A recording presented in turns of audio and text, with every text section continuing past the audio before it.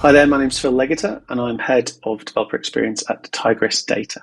The main thing I look for when reviewing applications for junior DevRel roles is actually the same as any role I'm hiring for, whether it's a DevRel role or whether it's a project manager role. It's a genuine enthusiasm, excitement and understanding of the role that the person's applying for. That can often be seen in a cover letter. So I've always recommended that time and effort is spent on writing a cover letter, and the purpose of that is to map your curriculum vitae, your CV, your resume, through to the role. So your cover letter helps highlight those things in your resume that really show that this is the right role for you. I think also because it's a DevRel role, I would expect the tone of voice, the type of letter that's written to be informal, so as if speaking. So I think there's an opportunity also to demonstrate the type of person you are in that and have that leap off the page. So as I said, make sure your cover letter maps your resume through to the role and also demonstrates the sort of person that you are and demonstrates that you're enthusiastic for the role that you're applying for.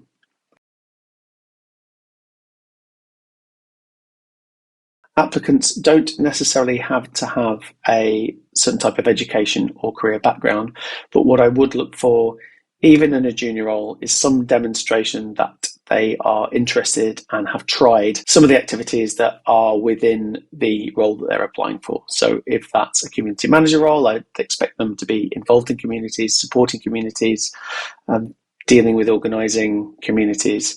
If it is a technical hands-on coding role, then I would expect to see some coding, GitHub probably.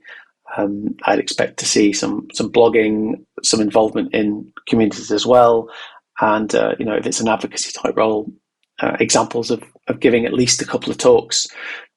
And that's really about showing that they're genuinely interested in that type of role.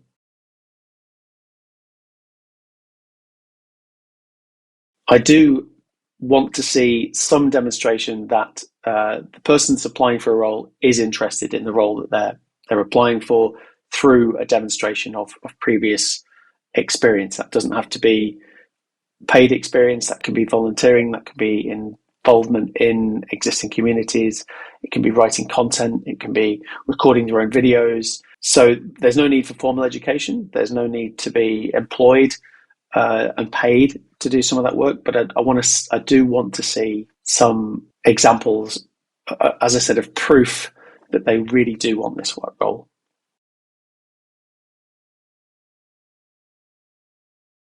So an applicant shouldn't already know the technology space that your company works in, but they should, if it's a technical hands-on coding role, they should be able to demonstrate that they can ideally code in the target language.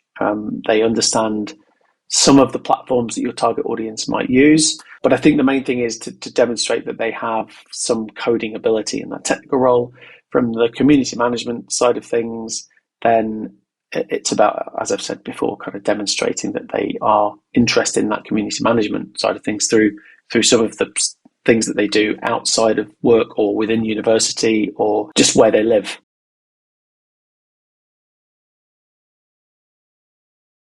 One of the common mistakes I see for applicants in DevRel roles is just clicking the apply now button on LinkedIn. You've got to spend time and effort thinking about whether this role is actually right for you. It's going to save you time. It's going to save the company time. If I see an application that's just come in via a LinkedIn apply now, it's obvious that the time and effort hasn't been spent, unless it's been customized during that process. But I think that's the big one. Spend some time and effort, demonstrate that you're actually interested in the role rather than just clicking that apply now.